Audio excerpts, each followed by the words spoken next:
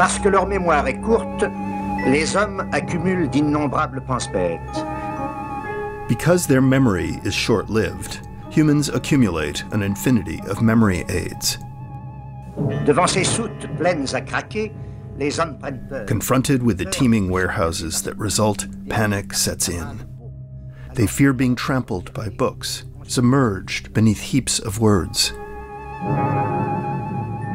So to ensure their freedom, they erect formidable fortresses.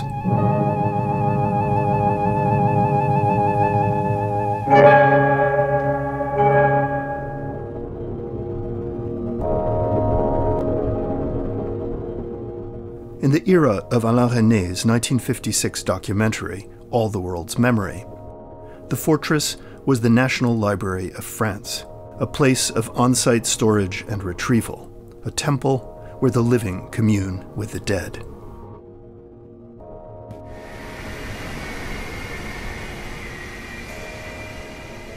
In our era, it encompasses faraway stockhouses, off-site extensions of conventional reading rooms, libraries that can only be navigated by machine proxies.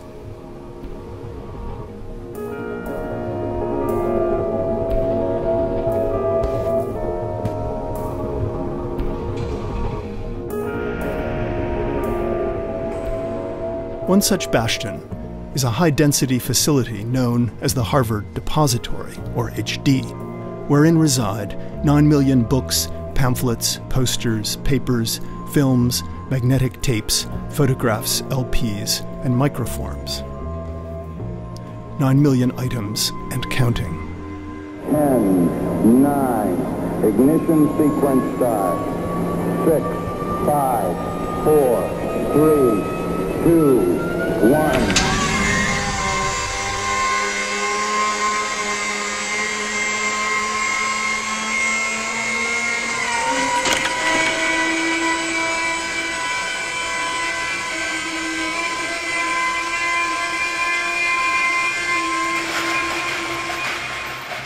With its 127,000 square feet of storage and 3 million linear feet of shelving, the HD represents the heart of the Harvard University library system.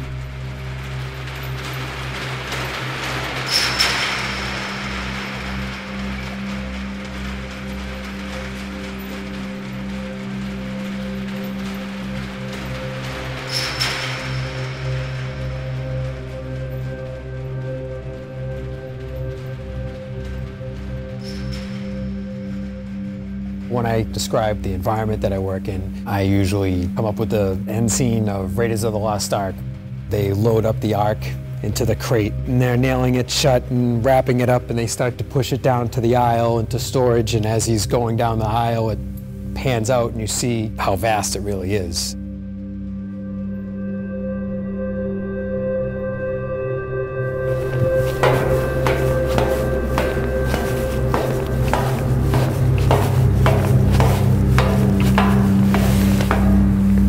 From the outside, the HD is a faceless emplacement of corrugated concrete, flanked by ramparts of serpentine air ducts. 7 storage modules have been built to date. 8 additional slots remain available to accommodate the continuation of the human record.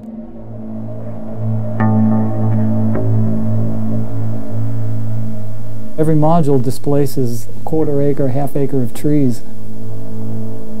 Fire code keeps them back from the building by a certain distance. It's a much balder hilltop than it used to be.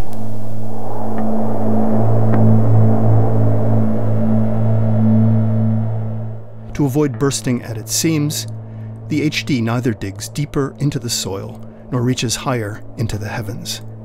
It sprawls.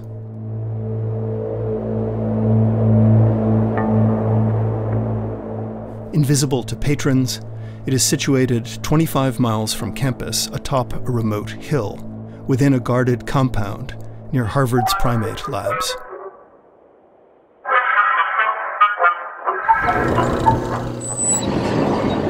The HD is an analog server farm, comparable to the digital server farms the university maintains in other off-site locations, except for the fact that it mostly delivers physical packets of information via a pipeline of vans that shuttle back and forth to campus 4 times a day at approximately 60 miles per hour, more than 11 million times slower than the speed traveled by digital packets.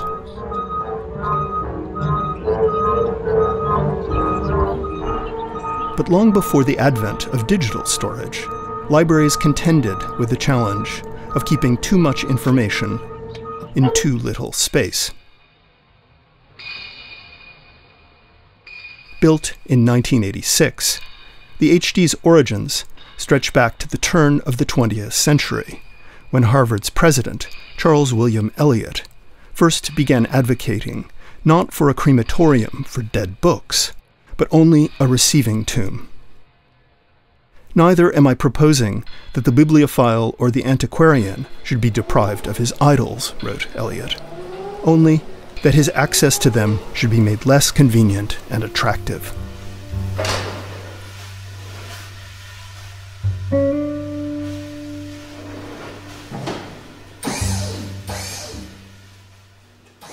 The building was constructed originally for material that wasn't meant to circulate very frequently. Without even sitting on a shelf in Cambridge, there are things that we purchase that go right to the depository with the expectation that it'll be decades before someone's actually going to look at this. But it's important that we capture it. As it stands, we do circulate about 250,000 items a year.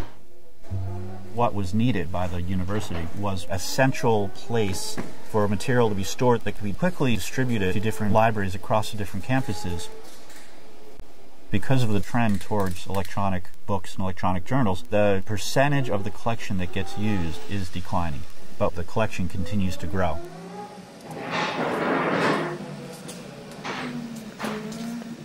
We live in a world of so many publications, but we have scarce time, scarce resources, and we have to be able then to manage our collections in a way that maximizes the value.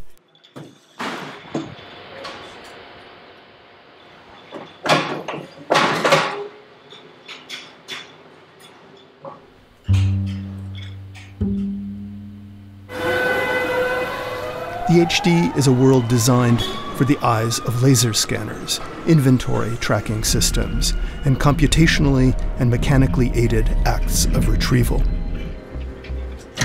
Pulls activate the motors that open and shut the access doors to the vault. We spent considerable time during meetings out of the booth, and so when you would come back in and fill in the scorecard after grabbing a snack, you would write WW. And this line will iterate, wasn't watching. Its corridors are narrow and tall, built to accommodate the inhuman girth and reach of electrical lifts, not browsing scholars. The shelves are adjustable, calibrated to the varying dimensions of acid-neutral boxes contained in trays of equal depth. When I first got there, I would say, hey, let's fix the ripped trays, and within a week we're $6,000 in the hole, and you haven't even begun to complete the project. I have to think about millions of trays that have to have a handle change. During the day, the HD has a monastic cast and a nocturnal feel. There's little talk and a great deal of sorting, sifting, stacking, and loading in forward and in reverse. Sources of light flicker on in response to subtle stimuli. Most of the stacks are cloaked in darkness. The few that are not whir to the tune of forklifts performing the day's optimized paths of restitution and retrieval. Directed by database-generated charts, depository staff wield darting laser eyes that scan trays and shelves under the shy stare of ultraviolet-shielded fluorescent fixtures designed to diminish long-term damage to media. Like other time capsules of its kind, the depository sets out to subjugate time as it compresses space.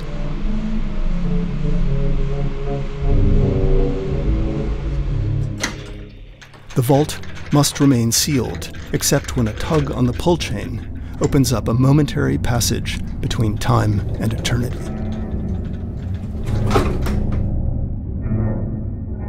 Decay must be held at bay.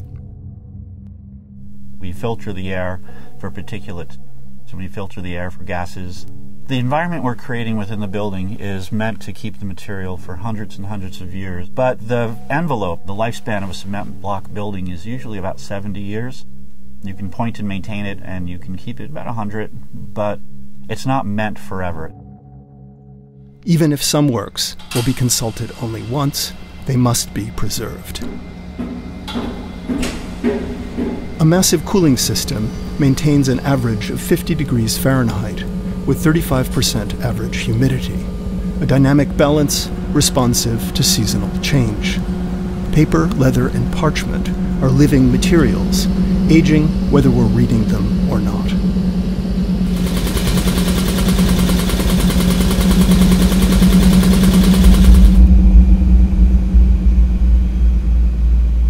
In the darkened bay inhabited by film and video collections, the air is even colder.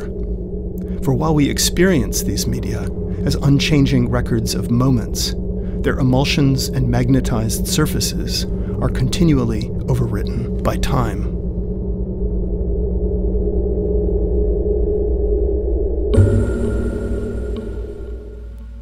If you think of a library, the first thing that comes to mind for people is book. And so if you're going to extract all those books and move them to a remote site where it isn't possible to enter and browse them, what you need to be able to do is to facilitate that access.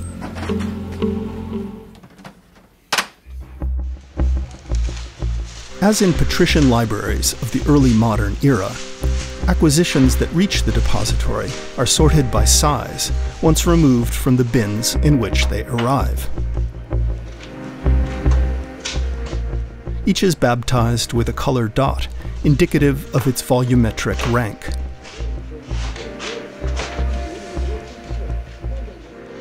But here, avoidance of voids and pinpoint placement trump the patrician dream of a chromatically harmonious shelf. Size and shape are king. There is no need to methodically discuss, analyze, classify, and number, as in traditional libraries. There's no margin for error, because a collection with spatial inefficiencies raises costs, and even the slightest act of misplacement could mean permanent loss. With all our procedures that we have in place now, there's only a few that are missing. We treat the items out here as if we're like the Mounties. If something's missing, we don't give up looking for it until we find it. There's a lot of pride out here. Here's a book on an ideal path through the HD. Crossing an equator more meaningful than passage through a looking glass. Suddenly, it's no longer the same book, lost in a city of trays. A moment ago, it belonged to an undifferentiated universal memory in which all books are equivalent, looked upon with the same indifferent gaze reserved by God for humanity as a whole.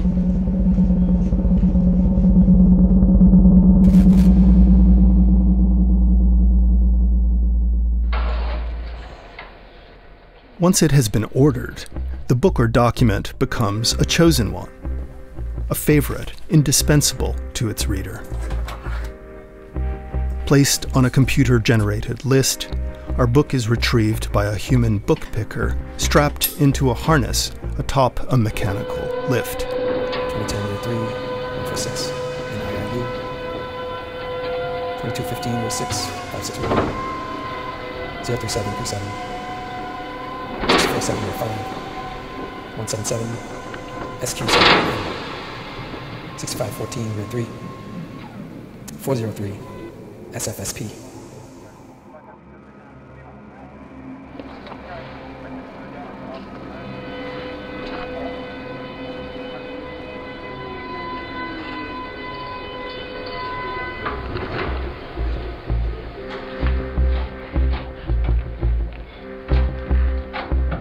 It is transferred either to a scanning station for electronic delivery or to a plastic bin, which is then loaded into the waiting van that will eventually deliver our book into the hands of a data-devouring reader who is free to sit down before her slice of universal memory in a reading room as small as a handheld device or as big as the world.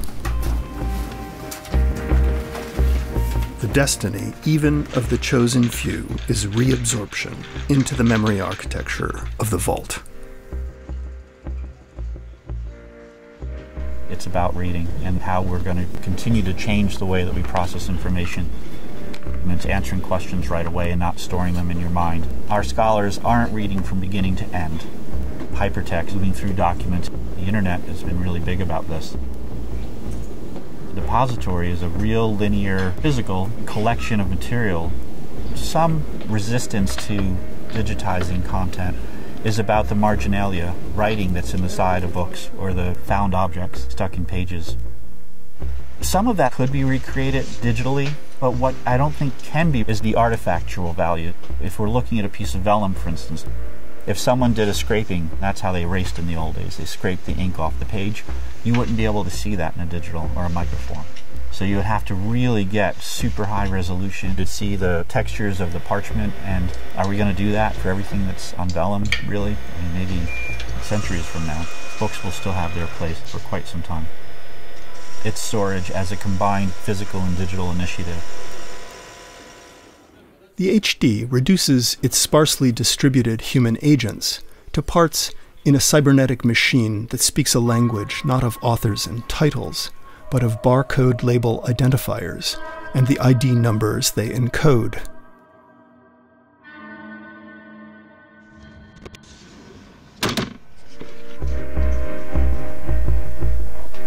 There's senior faculty who don't even know that we ever existed. And of course a lot of younger folks on campus are surprised to know that this goes on. There are times I think in any job where you need to be a machine for the sake of getting it done. And that's part of the job, to be transparent. Nobody wants to know why they didn't get their book.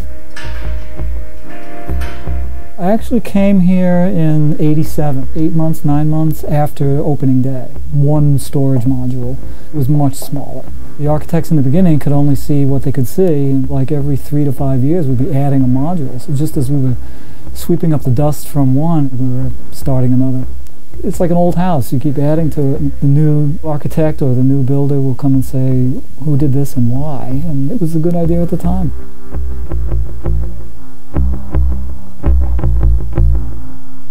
We can't maintain and store forever all that we're collecting currently. It's unsustainable. It's very difficult for us who have grown up with this idea of the library as this kind of shrine to knowledge.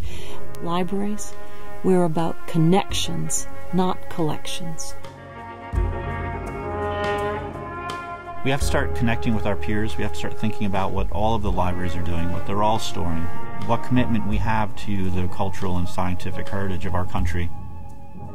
Whether acting as mausoleum, database, or civic space, libraries of different times and places can be understood as networks compounded of humans, systems, and materials, evolving to preserve and circulate documents and books. Caught between cathedral and storehouse, the HD's differences are of degree: to enshrine the materials as precious relics, to advance the interests of information systems and schema, to make the world's surviving memory available to those who set the HD's cogs in motion, generation upon generation of scholars.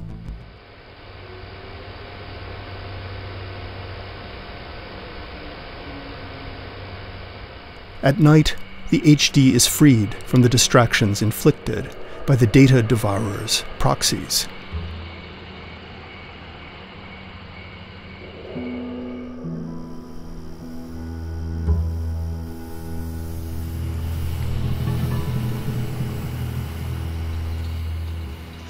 As soon as they complete their appointed rounds, the decisive light switch is thrown, the last security code entered.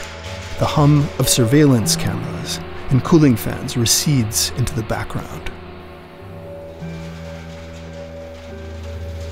There's a ripple through the door as it settles in place.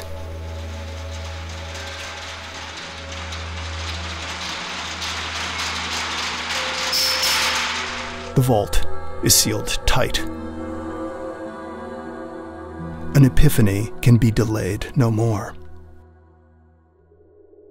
Two competing tales are told about the event that is believed to transpire every evening at midnight, even if unheard by mortal ears and unseen by mortal eyes.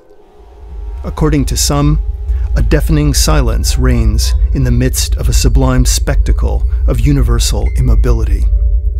Books rub up against other books, typefaces touch in secret, imperceptible conversations are carried on across the shelves and across the centuries that deride the petty illusions of the living. Molecular mutations gnaw away at monuments of celluloid and cellulose that have successfully stood every test that time has thrust their way. According to others, music erupts. The celestial song of millions of works, recorded in every medium, in every language, in every country that has ever existed. The chorus of physics, art, anatomy, history, theology, philosophy, poetics, the social sciences, and engineering. An era is prefigured when every enigma will have been solved, when every key to this universe or universes to come will have been handed over. An era sure to be forever postponed.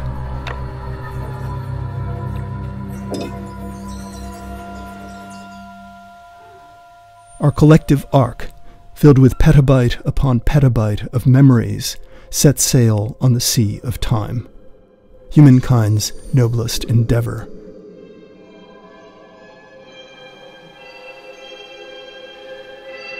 Oblivion is the destination.